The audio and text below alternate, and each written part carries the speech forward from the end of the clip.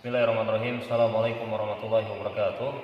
Alhamdulillah wassalatu wassalamu ala Rasulillah wa ala alihi wa sahbihi wa man tabi'ahum bi ihsanin ila yaumiddin. Amma ba'd. Kaifa halukum?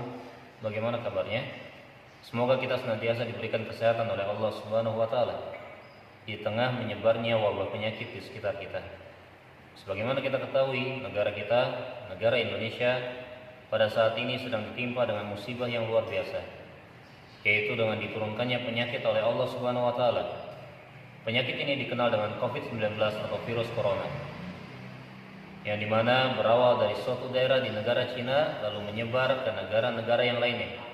Bahkan virus ini sudah banyak memakan korban jiwa, tentunya semua atas izin Allah Subhanahu wa taala.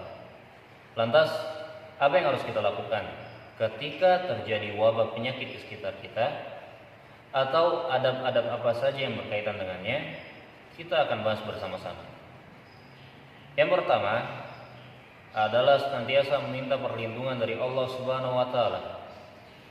Sebagaimana kita ketahui, virus corona merupakan makhluk ciptaan Allah Subhanahu wa taala.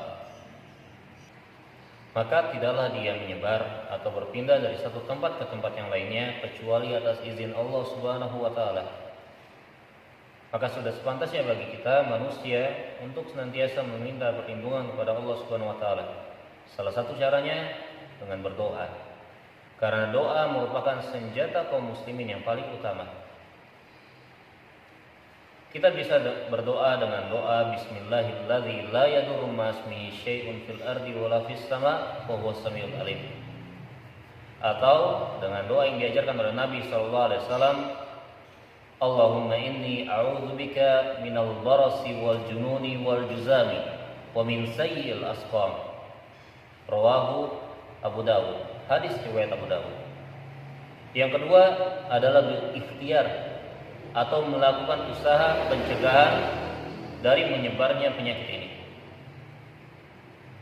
Setelah kita berdoa pada Allah Subhanahu wa taala, kita juga harus melakukan usaha agar penyakit ini tidak tersebar kepada manusia yang lainnya. Usaha ini bisa kita lakukan secara individu ataupun secara bersama-sama.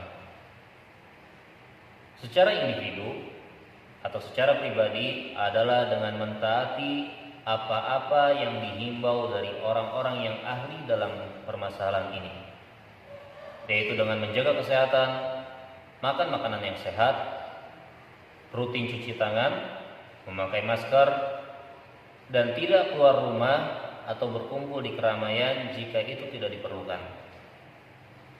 Adapun sesuatu yang bisa kita lakukan secara bersama-sama adalah mengisolasi orang-orang yang terkena penyakit ini atau orang-orang yang dicurigai terkena penyakit ini. Dan hal ini hanya bisa dilakukan oleh orang yang memiliki wewenang atau kekuasaan di dalamnya. Hal ini juga selaras dengan hadis Nabi sallallahu alaihi wasallam, yang dimana Nabi sallallahu alaihi wasallam bersabda, "Idza sami'tum bihi bi ardin fala taqdamu alaihi, wa idza waqa bi ardin wa antum biha fala takhruju firaran min." Apabila engkau mendengar suatu daerah terdapat wabah di dalamnya, maka janganlah engkau masuk ke dalamnya. Jadi kalau ada daerah yang dimana terdapat wabah penyakit, jangan kita masuk ke dalam tempat tersebut, karena dikhawatirkan kita akan tertular dengan penyakit itu. Atau jikalau seandainya daerah kita terkena wabah penyakit, maka janganlah bagi diri kita keluar dari daerah tersebut, karena dikhawatirkan kita akan menyebarkan kepada manusia-manusia yang lainnya, sehingga wabah ini menjadi tersebar dengan skala yang lebih luas. Ini merupakan petunjuk Nabi sallallahu alaihi wasallam dalam masalah ini. Yang ketiga adalah bertawakal kepada Allah Subhanahu wa taala.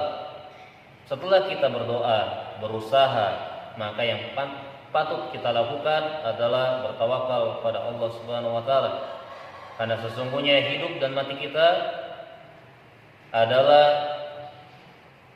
atas izin Allah Subhanahu wa taala. Hidup dan mati kita ada di tangan Allah Subhanahu wa taala. Bahkan kematian kita pun sudah dicatatkan sebelum kita dilahirkan di dunia. Dan Allah Subhanahu wa taala berfirman, "Qul inna sholati wa nusuki wa mahyaya wa mamati lillahi rabbil alamin." Katakanlah wahai Muhammad, sesungguhnya salat yang aku kerjakan, sembelihan yang aku lakukan, kehidupan yang aku jalani dan kematian yang akan aku jumpai hanya untuk Allah, Rabb semesta alam. Maka teman-teman yang semoga dimuliakan oleh Allah Subhanahu wa taala, bertawakallah kepada Allah Subhanahu wa taala. Ingat bahwasanya kematian sudah ditetapkan oleh Allah Subhanahu wa taala. Berserah dirilah kepadanya setelah kita berdoa dan berusaha dari penyakit ini. Yang keempat, merupakan pembahasan yang terakhir pada kesempatan kali ini adalah yakin akan kesembuhan yang datang dari Allah Subhanahu wa taala. Sebagaimana kita ketahui bahwasanya tidaklah Allah menurunkan penyakit kecuali Allah juga menurunkan obatnya. Maka yakinlah dengan hal tersebut.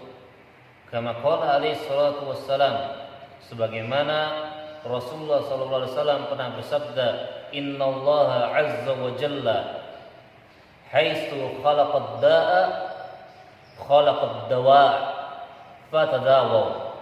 Sesungguhnya Allah Subhanahu wa taala ketika menciptakan suatu penyakit, maka Allah juga ciptakan obatnya atau penawarnya. Fatadawaw, maka berobatlah. Rawahu Ahmad, hadis riwayat Ahmad. Ini merupakan suatu hal yang bisa kita lakukan, yaitu yakin akan kesembuhan yang datang dari Allah Subhanahu wa taala. Karena segala kesembuhan itu datangnya dari Allah Subhanahu wa taala. Dan merupakan nasihat terakhir bagi kami dan teman-teman sekalian adalah firman Allah Subhanahu wa taala, "Wa ma asabatkum min musibatin fa bima kasabat aydikum." Dan tidaklah suatu musibah mengenai manusia kecuali itu disebabkan dengan tangan-tangan manusia tersebut atau dosa-dosa yang pernah mereka lakukan. Hal ini senada dengan apa yang dikatakan oleh sahabat Ali bin Abi Thalib radhiyallahu anhu, yang dimana beliau berkata, "Wa ma nuzzila bala'un illa bi dzanbin, wa ma rufi'a bala'un illa bi taubatin." Tidaklah diturunkannya musibah kecuali disebabkan karena dosa, dan tidaklah diangkat musibah tersebut kecuali dengan cara bertobat pada Allah Subhanahu wa taala. Maka nasihat kami yang terakhir bagi diri kami pribadi dan teman-teman sekalian adalah bertobat kepada Allah Subhanahu wa taala atas kesalahan-kesalahan yang pernah kita lakukan. Dan semoga Allah Subhanahu wa taala senantiasa menerima tobat kita dan mengumpulkan kita nanti di surganya Allah Subhanahu wa taala. Fatabiru ya ulil absar la'allakum turhamun. Wallahu taala a'lam bis-shawab.